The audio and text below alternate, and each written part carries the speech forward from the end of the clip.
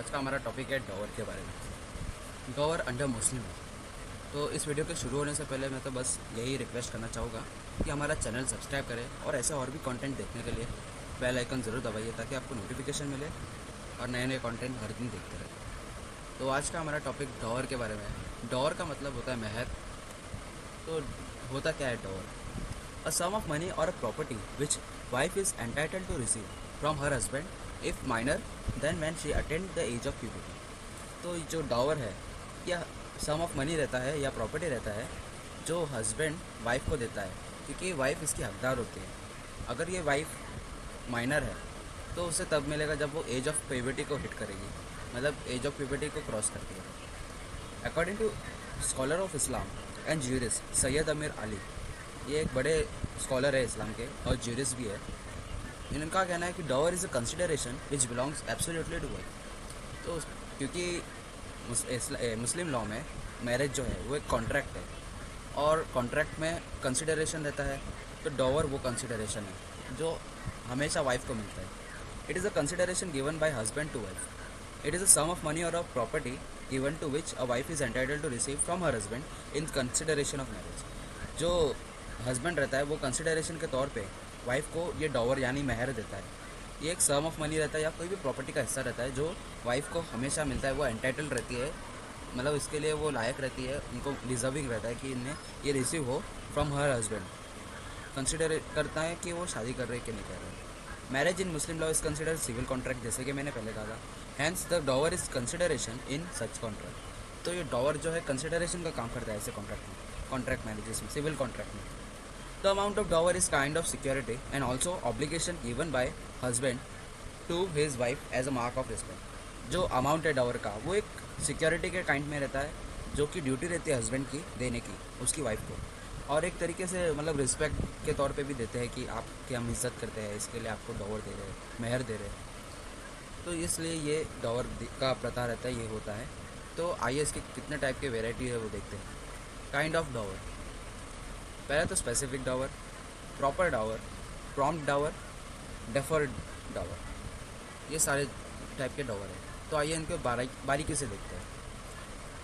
पहला आता है स्पेसिफिक डॉवर, महर ए मुसामा concept. Specific dower also known as महर ए मुसामा refer to amount of money और property that a husband promise to pay to his wife as a material obligation. This is critical element of Muslim contract marriage. तो ये specific डॉवर है, उसे महर ए मुसामा कहते हैं। ये रेफ़र करता है कि कोई भी अमाउंट है या प्रॉपर्टी है, हस्बैंड प्रॉमिस करता है कि वो अपने वाइफ को देगा as a material obligation.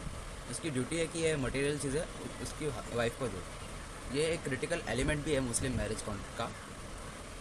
Fix before, during और आफ्टर मैरिज। अब ये जो महर है, जो अमाउंट रहता है या प्रॉपर्टी रहता है, इसके ऊपर टर्म्स एंड कंडीशंस रहते हैं। उसको या तो पहले आप फिक्स कर सकते हैं सेरेमनी के, मैरिज सेरेमनी के, या सेरेमनी के वक्त कर सकते हैं आप फिक्स, या सेरेमनी के बाद भी ये चीज़ें फिक्स होती है। सुन्नी मुसलमान में क्या होता है, मिनिमम डॉवर अमाउंट क्या रहता है? In Sunni Muslim of law it is set a minimum dower of 10 dirhams but there is no maximum. Wife can negotiate maximum dower. तो सुन्नी मुस्लिम जो लॉ है वो क्या कहता है कि डॉवर का मिनिमम जो रहता है अमाउंट वो 10 दिरहम, जो कि कतर की, सऊदी की जो करेंसी है उसके हिसाब से मिनिमम डॉवर 10 दिरहम देना पड़ता है और मैक्सिमम पे कोई लिमिट नहीं है। तो इस पे वाइफ जो है वो नेगोशिएट कर सकती है। Shia Muslim, no minimum limit on dower. Shia Muslim में कोई मिनिमम डॉवर का रिक्वायरमेंट नहीं होता। तो इसमें हमने सीखा कि कैसे हम नेगोशिएट भी कर सकते हैं वाइफ मैक्सिमम डॉवर के लिए सुन्नी में। लेकिन फिर अगला आता है प्रॉपर डॉवर या मेहर मिथल कॉन्सेप्ट। प्रॉपर डॉवर यानी महर मिथल रिफर करता है कि डॉवर अमाउंट जो कंसिडरेशन रहता है वो ब्राइड के सोशल स्टैंडिंग या सर्कमस्टेंसेस पे डिपेंड करेगा, उसके अप्रोप्रिएट रहेगा। अब इम्प्लाइड डॉवर, इसमें क्या होता है, ये एक इम्प्लाइड डॉवर रहता है। ये इम्प्लाइड कब होता है, जब डॉवर का ऊपर बेस्ड रहता है उसके सोशल, मतलब जो दुल्हन है जो जिसकी शादी होने वाली है उसका सोशल स्टैंडर्ड क्या है, उसके सर्कमस्टेंसेस कैसे है, वो कितने अमीर है या कितने गरीब है उसके ऊपर, या कितनी सुंदर है या कितनी बेसूरत है, ऐसे चीज़ों पे है, यहाँ पे डावर का अमाउंट कंसिडर किया जाता है, कितना अप्रोप्रिएट है देना, कितना नहीं। Even without a specific amount in the contract the wife is entitle to fair dower. भले ही स्पेसिफिक अमाउंट जो है नहीं है कॉन्ट्रैक्ट में, लेकिन वाइफ को फेयर डावर मिलने के लिए वो हकदार है। Can claim anything. अब जो वाइफ है, she can claim her proper dower even after the marriage. हमने पहले में देखा था कि वो पहले भी क्लेम कर सकती है, शादी के वक्त भी क्लेम कर सकती है, शादी के बाद भी कर सकती है। सेम इसमें भी वही है कि वो शादी के बाद भी प्रॉपर डावर को क्लेम कर सकती है। Determining proper dower, the court considers the wife families background, dower rate in her community and dower given to similar relatives. जो कोर्ट है, इस्लामिक कोर्ट रहते हैं ना, वो कंसिडर करती है कि वाइफ का जो होने वाली दुल्हन है उसका फैमिली बैकग्राउंड कैसा है, उसके डॉवर के रेट्स क्या चल रहे हैं उनके कम्युनिटी में, और डॉवर कितना दिया जाता है उनके सिमिलर रिलेटिव्स को कितना मिला होगा, उसके ऊपर भी कंसिडर करते हैं, डिटरमाइन करते हैं। Wife background priority, the proper डॉवर focus on wife background not her husband's health. तो यहाँ पे जो वाइफ का बैकग्राउंड है कि उसके कोई पहले कोई मतलब दूसरे रिलेशन ना हो या शादी ना हो, ये हो, ऐसी चीज़ें रहती है वो कंसिडर करते हैं। और भी बहुत सारी ऐसी चीज़ें रहती है जो ऑब्जेक्टिफाई करती है औरतों को, लेकिन उसके बेसिस पे ही यहाँ पे डावर फिक्स किया जाता है, प्रॉपर डावर दिया जाता है। In Shia no more than 500 dirham for proper dower. जो सिया मुस्लिम में उसमें 500 दिराम के ऊपर कोई प्रॉपर डावर नहीं देते हैं। फिर अगला आता है प्रॉम्प्ट डावर, मुझाला। मेरा माफ़ करना अगर मैंने कोई प्रोनाउंसिएशन में गलती की रहेगी, ये सारे अरेबिक वर्ड्स है, तो अभी इसके बारे में हम देखेंगे। Concept, prompt dower is also known as मुजहवा in Arabic, a specific type of dower meher mandated by Muslim law, payable on demand. The defining characteristic of prompt dower is its immediate availability to wife.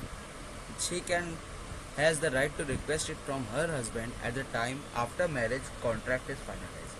जो ये payable on demand रहता है prompt dower, तो ये इसका characteristic है। जैसे यहाँ पे वाइफ को डॉवर इमीडिएटली मिल जाता है, वो रिक्वेस्ट कर सकती है, इसका हक बनता है उसके हस्बैंड से किसी भी वक्त शादी के कॉन्ट्रैक्ट होने के फाइनलाइज होने के बाद। Marriage versus consummation, unlike some other form of dower, prompt dower does not depend on the consummation of marriage. Wife right is to exist as soon as the marriage is contract valid. तो शादी के बाद अगर शादी कंजर्मिनेशन हुई हो या नहीं हुई हो उस पर डिपेंड नहीं होता, जहाँ पिछले जो देखे थे उसमें होते हैं ऐसी चीज़ें भी।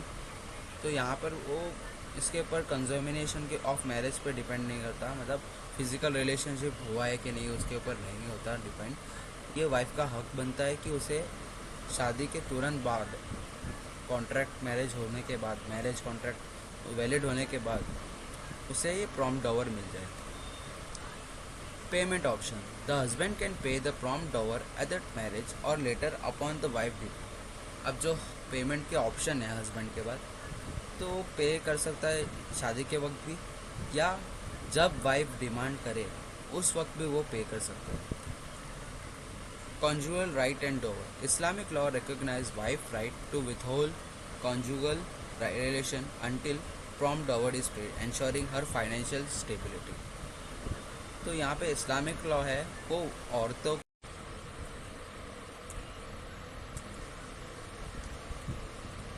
तो यहाँ पे जो कंजुगल राइट्स है उसका मतलब ये है कि इस्लामिक लॉ रिकॉग्नाइज करता है कि औरत को शादी में रह सकती है जब तक उसको ये प्रॉम्प्ट डावर नहीं मिला हो, और उसे पैसे भी मिलेंगे क्योंकि उसके जो रिलेशनशिप है उसके हस्बैंड के साथ वहाँ पे मेंटेन करने के लिए, तो यहाँ पे उसे फाइनेंशियल सिक्योरिटी मिलती है।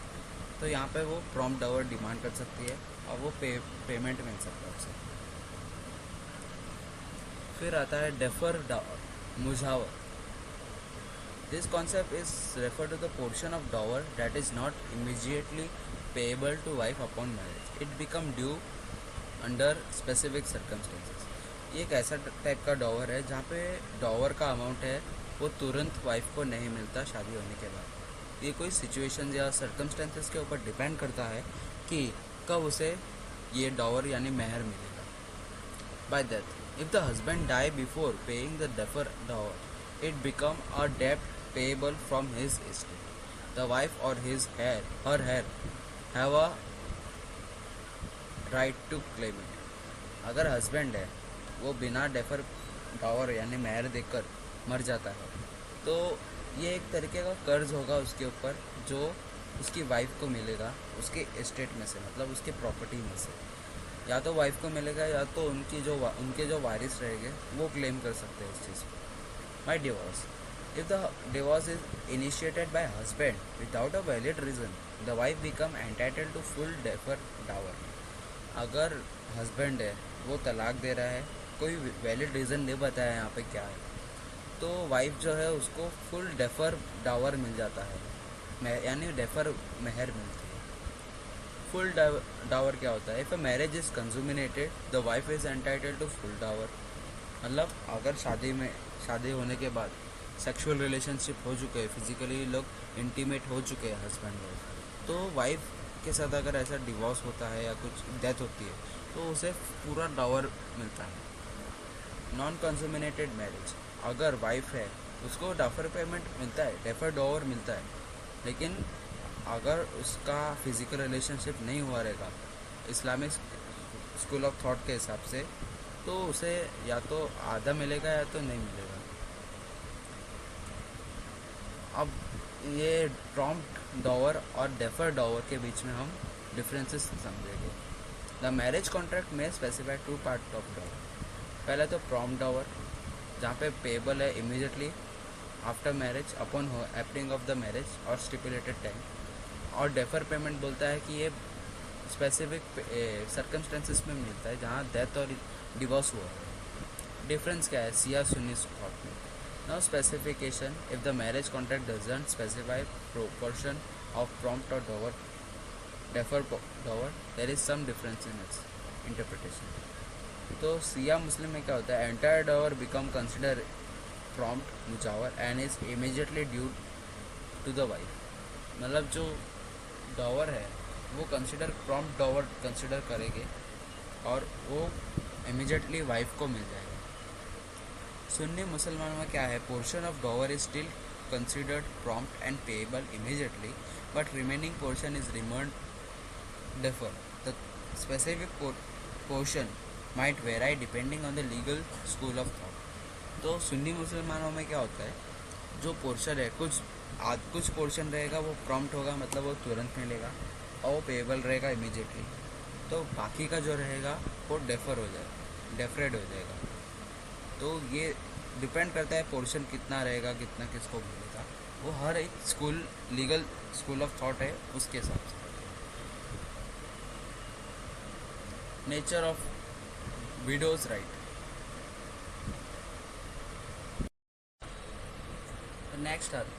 नेक्स्ट आता है nature of widow's right to dower. अब जो विधवा औरतें हैं उनका क्या हक बनता है डॉवर पे, उसके नेचर्स देखते हैं। डॉवर एज अ डेप्ट। Dower is considered as as unsecured डेप्ट of husband towards his wife. जो डॉवर है वो एक अनसिक्योर्ड डेप्ट होता है जो हस्बैंड का वाइफ के प्रति वो मेहर देना पड़ता है, वो अनसिक्योर्ड रहता है, मतलब ये गारंटी नहीं रहती है यहाँ पे मिलेगा कि नहीं मिलेगा। This means it is a financial obligation that takes priority over other claim on the husband estate after his death. तो ये एक फाइनेंशियल ऑब्लिगेशन ड्यूटी रहती है जो सबसे पहले दूसरों के क्लेम से पहले वाइफ को मिलना चाहिए हस्बैंड के मरने के बाद उसके प्रॉपर्टी में से। It need to be paid first to the wife before legacies, gift और inheritance are distributed। जैसे कि कहा कि वाइफ को सबसे पहले मिलना चाहिए, उसके बाद उसके लेगेसीज या इनहेरिटेंस जो रहेगा वहाँ पे डिस्ट्रीब्यूट होगा। Actionable claim. The wife has a legal right to claim her डॉवर।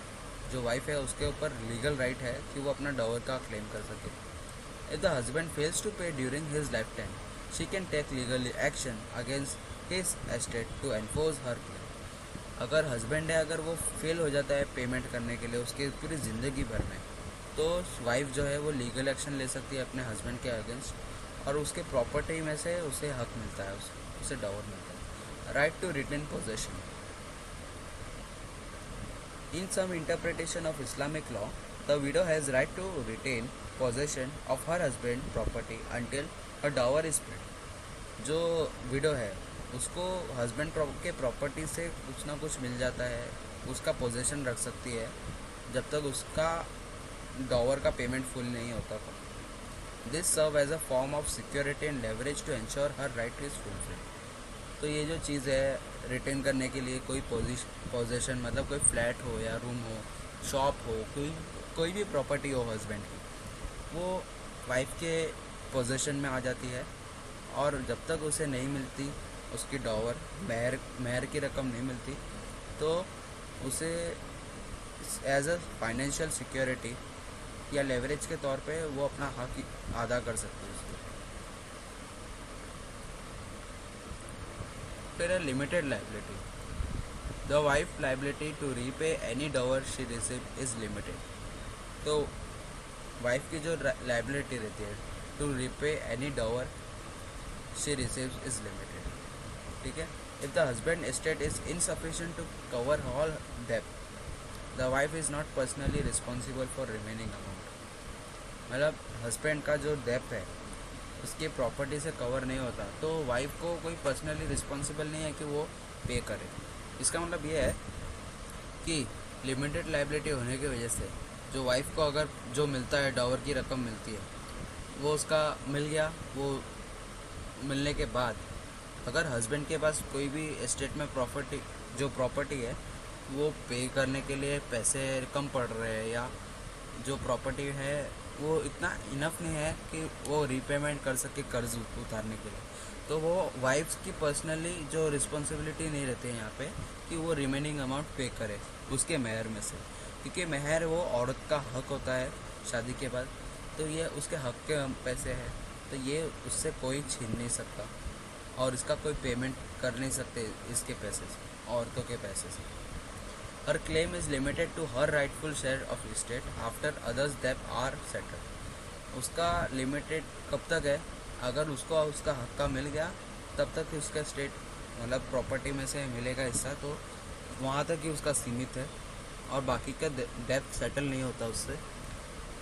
रीमेशन of dower. Islamic law grants the wife a unique right to remit मतलब फॉरगिव ऑल और part of her dower at the time of husband funeral. मतलब Islamic law grant करती है औरत को एक unique तरीके का राइट है जहाँ पे वो रिमिट कर सकती है, इसका मतलब फॉरगिव कर सकती है उसका डॉवर का पूरा डॉवर या तो कोई डॉवर का कोई हिस्सा जब उसका हस्बैंड गुजर गया हो। This act is considered as a peerless deed and a gesture of goodwill towards the deceased husband. ये एक्ट अगर कोई औरतें करती है, वाइफ करती है, तो उसे गुडविल के तौर पे देखा जाता है, एक जेस्टर के तौर पे देखा जाता है उसके मरे हुए पति के हिसाब से।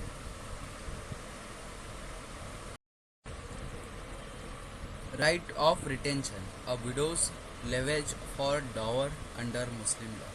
तो ये राइट ऑफ रिटेंशन क्या है इसके बारे में देखिएगा आप। डॉवर यानी महर, ये एक मैंडेटरी पेमेंट रहता है जो हस्बैंड उसकी वाइफ को देता है इस्लामिक लॉ यानी मुस्लिम लॉ के मैरिज के हिसाब से। The right of retention empowers a widow to hold on to her husband property until her dower debt is settled. अभी जो डॉवर का अमाउंट है अगर उसको मिलता है, वो एम्पायर करता है औरत को कि वो पैसे उसे मिले उसके हस्बैंड के प्रॉपर्टी में से, क्योंकि वो सबसे पहले हक उसका ही रहता है कोई भी डॉवर मिलने के लिए।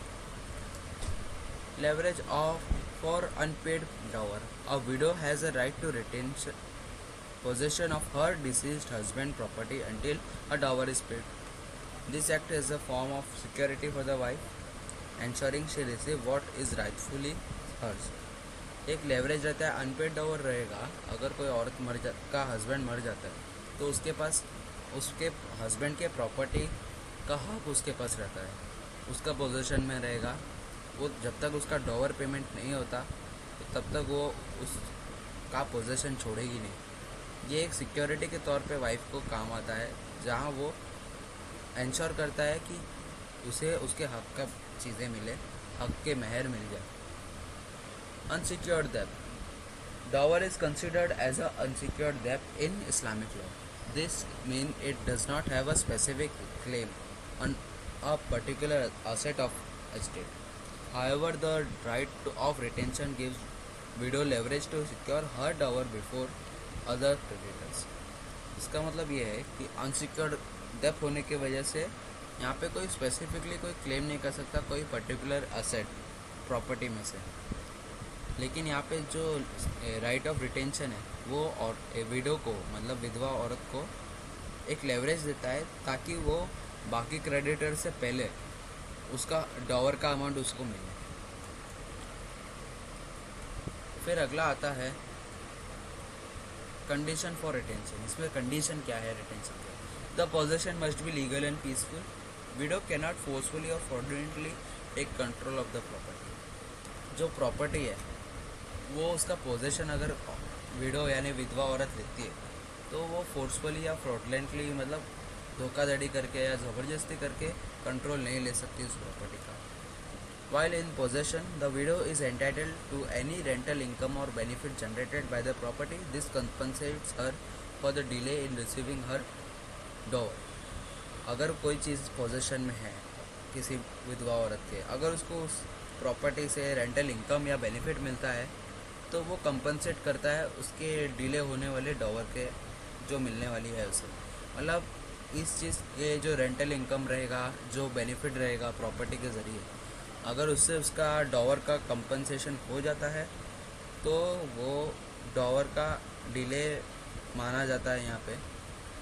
अब लीगल ऑप्शन क्या है रिकवरी का? ये रिकवरी करने के लिए क्या ऑप्शन है? If the widow is forced to relinquish possession of a property before receiving her dower, she can file a lawsuit against her husband, estate or heir to recover the debt. अगर कोई विधवा औरत को उसके property जो possession में है उससे उसको हटाने का, फोर्सफुली हटाने का कोई कोशिश किया बिफोर रिसीविंग हर द डॉवर, मतलब उसको डॉवर मिलने से पहले अगर कोई प्रॉपर्टी से हटाने की कोशिश की, उससे निकालने की कोशिश की, उसको बोला कि तुझे छोड़ना पड़ेगा ये पदवी या ये प्रॉपर्टी का पोजीशन, तो वो उसके हस्बैंड के प्रॉपर्टी के अगेंस्ट या तो हस्बैंड के जो लीगल है हायर रहेंगे उसके अगेंस्ट रिकवरी के लिए लीगल ऑप्शन है, उसके अगेंस्ट वो लॉ सूट फाइल कर सकते हैं। फिर आता है retention does not transfer ownership. अब जो ये रिटेंशन है कोई ओनरशिप ट्रांसफ़र नहीं करता। Holding on to the property does not automatically grants widow a ownership, the title remains with the husband estate. मतलब अगर कोई प्रॉपर्टी के ऊपर विधवा ने, औरत ने पोजीशन कायम करके रखा है तो यहाँ पे उसका ओनरशिप उसको ट्रांसफ़र नहीं होता। वो ओनरशिप टाइटल जो रहता है वो हस्बैंड के प्रॉपर्टी के नाम पे या हस्बैंड के नाम पे ही रहता है। She is essentially a secured creditor using the property as a leverage until a dower is paid। तो यहाँ पे जो प्रायोरिटी क्या होता है, यहाँ पे जो वाइफ रहती है, विडो रहती है, मतलब विधवा औरत रहती है, वो यहाँ पे एज अ सिक्योर्ड क्रेडिटर रहती है, जिसे प्रॉपर्टी तब तक वो एज अ लेवरेज यूज़ कर सकती है जब तक उसका डॉवर पे पूरा नहीं होता, मतलब उसे मेहर की रकम पूरी नहीं मिलती, तब तक वो एज ए सिक्योर्ड क्रेडिटर उस प्रॉपर्टी का यूज़ कर सकते हैं। Priority over unsecured creditor. While not having absolute priority, the widow right of retention gives her advantage over unsecured creditor for diseased husband. मतलब अगर कोई रहेगा, हस्बैंड से बहुत पैसा देकर रखा रहेगा, हस्बैंड ने किसी से कर्ज लेके रखा रहेगा, उनका कर्ज अदा करने से पहले उसकी वाइफ को सारा हक मिलता है, उसे सारा जो कर्ज है, जो महर की रकम है, वो उसे मिलती है। She can claim her dower before other unsecured डेप्ट आर सेटल्ड। वो वो क्या कर सकती है, जो अनसिक्योर्ड डेप्थ है वहाँ पर सबसे पहले उसका हक बनता है, तो वो डॉवर क्लेम कर सकती है। Heir can inherit in the retention right. अब जो विडो है उसका राइट पास हो सकता है उसके हेयर को, अगर वो मर जाती है पूरा डॉवर रिसीव करने से पहले। मतलब यहाँ पे अगर औरत है, जो विधवा औरत है, अगर वो भी मर जाती है तो राइट ऑफ रिटेंशन रहता है, वो हक ट्रांसफ़र होता है उसके हेयर को, ताकि वो उसके बदले उसके जगह पे उस डॉवर यानी मेहर की रकम जुटा सके, उसको मिल सके। The heir then possess the property until the dower is paid. तो है जो लीगल हेयर रहेगा वो क्या करेगा, प्रॉपर्टी को तब तक पोजेस करके रखेगा जब तक उसका डॉवर का मनी पेमेंट होता नहीं है पूरा, तब तक। फिर खर्च ए पैदान मतलब अलावेंसेस, ये पॉकेट मनी टाइप रहता है जहाँ रेंट बुक रहता है। खर्च खर्च ए प्रदान इस term used in Muslim law refer to special allowances paid by husband to his wife. तो ये एक तरीके का पॉकेट मनी है जो स्पेशल अलावेंसेस है हस्बैंड वाइफ को देता है। It is a distinct from basic maintenance, जो नफक है उससे अलग होता है ये, और ये हस्बैंड का ऑब्लिगेशन होता है वो प्रोवाइड करे।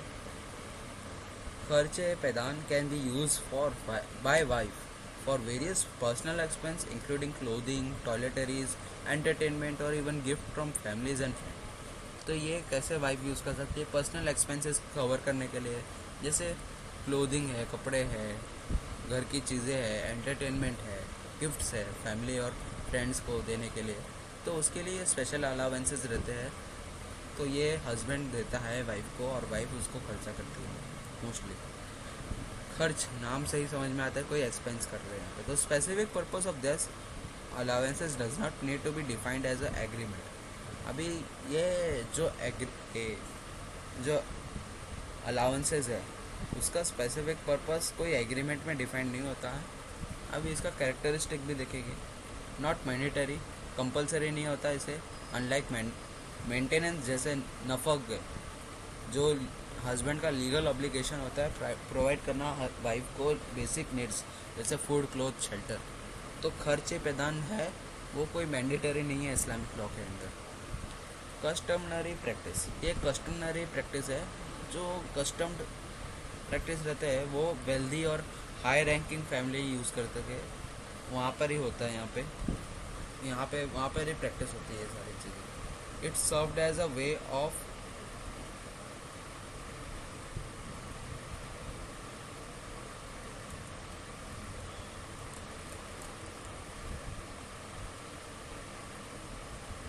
it served as a way of husband to provide his wife additional financial resources beyond basic necessity। मतलब ये एडिशनल ये रिसोर्सेज है, फाइनेंशियल रिसोर्सेज है जो हस्बैंड प्रोवाइड करता है उसकी वाइफ को बियॉन्ड बेसिक नेसेसिटी। मतलब फूड, क्लोथ और शेल्टर के अलावा ये एक एक्स्ट्रा खर्चा रहता है जो हस्बैंड उठाता है अपनी वाइफ को देता है। एक contractual agreement, there are two main way खर्चे पैदान कैन बी एस्टेब्लिश। पहला तो pre nuptial agreement, the couple can agree upon the allowances amount including its in the marriage contract निकाहनामा। This provide clarity and avoid future dispute. तो जो couple है शादी के वक्त इन अलाउंसेस के अमाउंट जो रहेंगे उसको डिस्कस कर सकते हैं, उसके ऊपर एग्रीमेंट कर सकते हैं और वो मैरिज कॉन्ट्रैक्ट में लिखा जाएगा। यहाँ पे क्लियरिटी होती है, और क्लियरिटी होने की वजह से यहाँ पे अवॉइड होता है फ्यूचर डिस्प्यूट दोनों मियाँ बीवी के बीच में। Post nuptial agreement, the husband and wife can agree on allowances even after the marriage. मतलब शादी के बाद भी हस्बैंड वाइफ इन अलाउंसेस के ऊपर एग्रीमेंट रजामंदी कर सकते हैं। On this agreement should be documented for future references. लेकिन इस एग्रीमेंट को फ्यूचर में डॉक्यूमेंटेड करना पड़ता है ताकि फ्यूचर रेफरेंसेस में काम आए। नेगोशिएबल अमाउंट, जो अमाउंट है खर्चा है पैदान का वो नेगोशिएट होता है दोनों मियाँ बीवी के बीच में। सेवरल फैक्टर्स रहते हैं, डिपेंड करता है उन पर। हस्बैंड का फाइनेंशियल सिचुएशन कैसा है, फाइनेंसेस कैसे है, रिजनेबल है कि नहीं, फिर लोकल स्टैंडर्ड क्या है, लोकल कस्टम्स क्या बोलते हैं पैसे को लेकर,